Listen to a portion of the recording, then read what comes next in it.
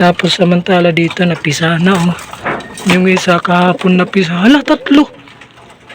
Hala. Paano naging tatlo yan? Hala guys. Wala akong kaalam-alam dyan na tatlo yan. Yan no, yung nawawala nating maybe. Sa wakas. Salamat Lord. Nakabalik.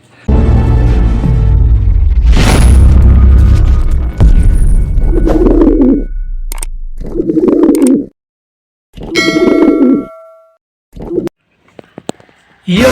Shinobi Pigeon TV nagbabalik ulit. Welcome back guys. For today's video, update tayo sa ating mga warriors at sa ating mga bagong young birds. Kahapon, may pumitik akong isang young bird. Hindi pa yun natuturuan. Ano pa lang yun, viewing 1 week. Samahan nyo ako guys para sa video ito. Let's go! Magandang umaga mga kaninja at mga kalapatids. Update na tayo dito sa ating mini loop. Dito yung mga warriors natin. Ito yung mga bagong young birds natin. Sila na yung nakatira dito. Dito 4 to dito eh. Kasama ang palad kahapon pumitik yung isa. Rumonda. Dito lang yun eh. Pinasabay ko nga si Liit sa kanya eh. Tapos lumanding na dito sa bubong. Awit biglang nawala. Nawala na parang bula kahapon. Pinaronda ko yung 3 warriors natin, yung mga flyers natin. Wala pa sila. Sana masundo nila yung YB dito na aawit. Pumitik tapos di nakabalik. Hindi naman siguro sa hindi nakabalik. Kasi rumonda na yun eh. Mga ilang ikot na sila eh. Kasama si Liit. Ewan ko biglang nawala. Ito na yung young bird to doon sa baba. Winalay na natin 2 young bird. Tapos ito naman yung gift bird sa akin. Sila yung magkasama dyan. Yung nandito si Kak. Kasama nila doon na rumoronda. Maglilinis muna tayo. Oh, madami na. Di ako nakapaglinis kahapon eh. Very busy. Hindi rin ako nakakapag-vlog. Busy ako sa mga nakaraang araw kasi umuwi dito yung kapatid ko. Nagbakasyon kami. Nagbakasyon sila. Tapos nag-outing kami. Kaya yun na-busy ako, hindi ako nakapag-vlog. So ngayon, eto na yung update natin. Maglilinis muna ako. Pati doon sa baba sa mga breeders natin. Let's go! A few moments later. So yun guys, mga kaninja, tapos na tayo maglinis sa taas sa flyers at dito rin sa ating mga breeders. Magpapakain naman tayo. Ito. Napalitan ko na ng bago. Buti nakahanap tayo doon ng plywood. Tapos itong 2 to yung nandito sa baba. Nilipat ko dyan. Sa taas ito naman si Kakto. Si Kak dyan umuwi eh. Nasanay na ata dyan. Dyan ko siya pinatira mga ilang araw. 2 araw ata yun. Kaya yun dito siya sa baba. Meron to sila itlog 2. Pero hindi na natin itutuloy yan. Tapos samantala dito napisa na oh. Yung isa kahapon napisa. Hala, 3. What? Hala. You serious? Paano naging 3 yan? Oh my God! Hala guys. Wala akong kaalam-alam dyan na 3 yan. Ang alam ko 2 lang yung itlog nila. Ba't may isang inakay dyan? 3. Hala. Paano nangyari yan? Saan galing yan? Dito napisa na rin eh. Dito 2 talaga dito. Tignan natin kung napisa na yung isa. Bakit naging 3 doon? Wala. Nangyayari dito. O dito, isa lang. Saan napunta yung isa? Ba't isa lang yung inakay nyo? Maapakan pa. O isa lang. Paano napunta doon yung isa? Wala, nahulog siguro. Nahulog siguro to. Nahulog siguro dyan tapos doon nasalo. Naging 3. Wala, naloko na. Isisilipin ko pa nga lang yan ngayong umaga eh, kung kisa na rin ba eh. Basta ito, ang alam ko, yung isa kahapon, yung tag-isa dyan, kahapon sila napisa. Tapos expect ko, mapipisa ngayon yung isa, tapos doon naging 3. Naloko na. Kukunin ko nga sana yung shell eh, andun na, nalaglag na. Naging 3, para natin yan malalaman kung saan yung dito sa kanila. Naku po. Ano na nangyari dito sa ating loop? Nawalan pa tayo ng YB na derby band. Yung isang pang norte natin awit. Yung pasaway na kulay sunog. Pumitik yung kahapon Ramondo eh. Tapos biglang nawala, naglaho. Anong mga milagrong nangyayari dito sa atin? Buti na lang nasalo talaga doon, no? Paano napunta yun doon? Grabe. Nabiwindang ako dito talaga eh. Kasi doon, 2 talaga yung itlog nila. Sinilip natin, isa na lang. Tapos na siguro, nalaglag siguro siya doon sa taas. Siyempre, walang cover dito. Pero paano malalaglag? Eh, ano naman yun, eh, malalim naman yun. Naku po.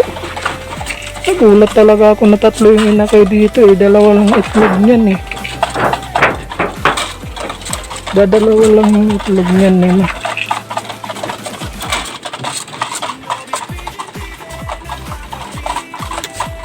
Silipin nga natin ulit.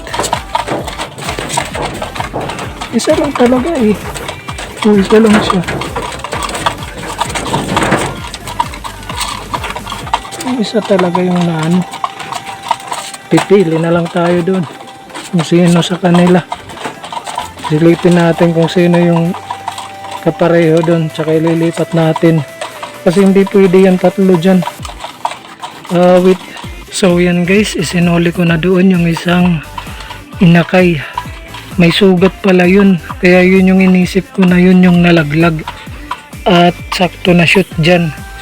May sugat siya sa kanyang likod, parang natuyo na nga eh, kaya yun yung ibinalik ko doon. Yun na lang yung pinagbasihan ko na yun yung taga dito sa taas.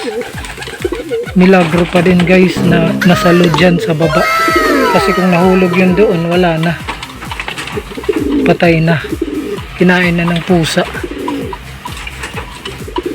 Kaya yan, akyat tayo doon sa taas, pinakain na natin sila. O dito yung 2 nag-aaway yan, magnismate. Eh panay yung dapo-dapo dyan, doon ko nilagay. Andun yung isa siliit na lang. Itong breeder na kalabas to, buti bumalik agad. Tara doon tayo sa taas. So dito naman tayo sa taas, nakapaglinis na rin ako dito at nakapaglagay na rin ako ng kanilang inumin doon. Tapos natuyo na rin yung cage nila at yung silong. Tapos sila naman nilagay ko doon sa bubong. Ngayon sila pinaarawan ko muna, kaya ngayon kukunin na natin sila para pakainin. Ayan kumahos na. Gusto nang lumabas, ibaba muna natin sila.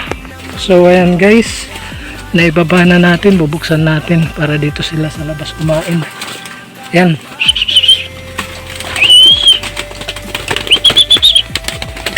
Ayan, naku po. Yung isa nyo, naglaho na parang bula. Bulakang banded pa naman yun. Awit talaga pag nawawalan. Mawalan na lang sa karera, wag lang sa tinuturuan pa lang. Hindi pa nga yung tinuturuan, ituturuan pa nga lang eh. Dito ko kasi sila pinakain kahapon.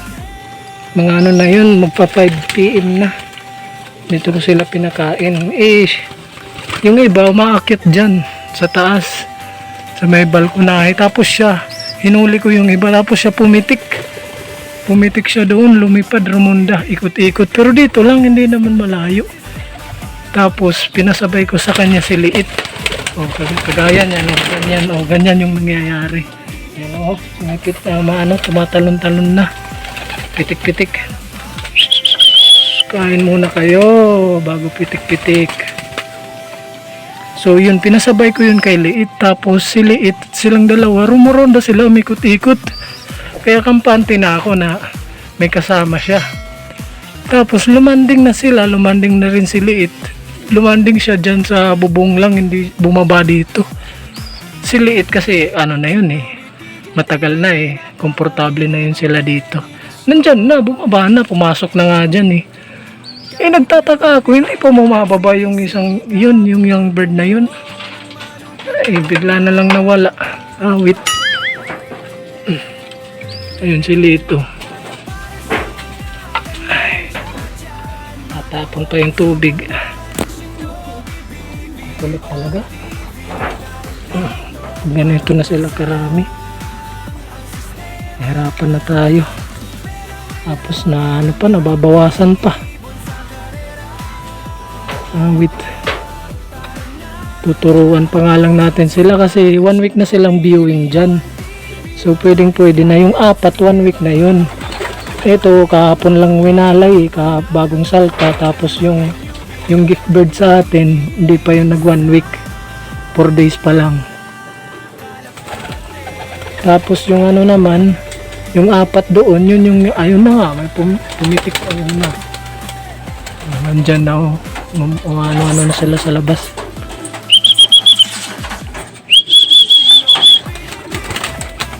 Yung ano pa lang, yung tinuro ko pa lang sa kanila, trapping pa lang, tsaka viewing lang. Hindi ko pa yung pinapawalan, papawalan pa lang natin yan sila. Since hindi na tayo busy. Yun, nauna siyang pumitik kahapon, hapon na biglang nawala, naglaho. Pinalabas ko pa yung 3 warriors natin Pinaronda-ronda ko pa para makaano siya. Kung saan man siya napunta. Wala din. Nestmate yun neto. Yung kulay sunog yun Yung makulit yun Tsaka matapang din. Ay, asikasuhin muna natin to sila. Naku, yun na nga. Pumitik na nga yung 3. Kasi mahaba na yung pakpak na nakakalipad na yun. Buti yan, bumalik sila. Ngal-ngal. Ito kasi mga babata pa to. Ito yung bagong akyat dito malalaki sila. Ay, buyag. Ang laki sila mag-nesmate Siguro hintong isa. Maliit. Ayun naman yung GB sa atin. Kaya ito sila yung mas bata. Itong 3, 4 yan sila. Yan talaga yung may haba na yung mga pakpak na nakakapitik-pitik na. Pupunta na doon sa bubong. Sa bubong ng kapitbahay. So ayan, tapos na siguro yan sila. Papasok na natin sa loob, baka maawit pa. Sa tanghali na natin sila pawawalan. Ayun na nga Naku po, ayun na nga. Maronda-ronda na. Ayun na. Naku po, rumonda na nga. Wait. Pumitik. Ayun na. Naku po, rumoronda na. Huwag kayong lalayo. Wait, palabasin natin si Liit.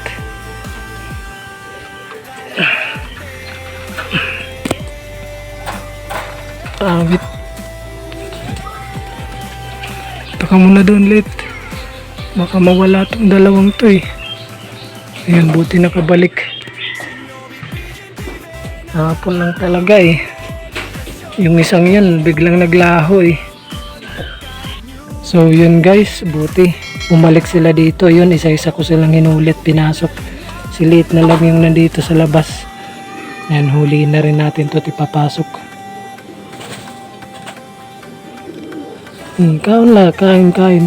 Kain. Yan, boy dakma. Ayan, boy dakma. Buti na lang yung 3 yun. Katapos nilang mag-ikot-ikot, galngal sila Hindi pa kasi sila marunong Unang pakawala pa lang natin yun sa kanila Pangit Pero dito nakakapaglipad-lipad na yan sila dito lang. Pero yung ganun na rumunda talaga, pumitik, kinabahan ako dun 2 yung lumalayo eh. Dalawa yung Romonda talaga ng ano dun eh. Maabot dun sa kabilang kanto eh. Pinalabas natin si Liit pero buti naman nakabalik sila. Hindi sila makakatagal kasi mainit na eh. Mag-aalas 10 na ng umaga eh. So maya naman guys, dami pa tayong gagawin. One eternity later. Yung nawawala nating YB, nakabalik. Ito siya oh. Hingal na hingal, napalayo siguro to ng lipad. Dito lumanding, dyan lumanding sa baba. Eh nakakulong naman na lahat, kumakain nga ako eh. Nagulat ako, may ibon sa labas. Muntik pa maano ng pusa eh, nandun yung pusa, saan na yun? Naku kung maano ng pusa. Baka nandun sa baba. Basta nandito na yun, lumanding dyan sa baba. Sa bubong eh, punta natin. Dito kumakain ako eh. Kakasimula ko palang kumain. Yan dun no. Yan no. Yung nawawala nating YB. Sa wakas. Salamat Lord. Nakabalik. May pusa pa naman dyan no. Nag-aabang. Nanonood yan siya sa mga ibon natin dito na naka-cage. Yun. Salamat Lord. Nakabalik. Kumakain ako. Naka-charge nga yung phone ko eh. Dito siya lumanding eh. Dyan. Hingal na hingal.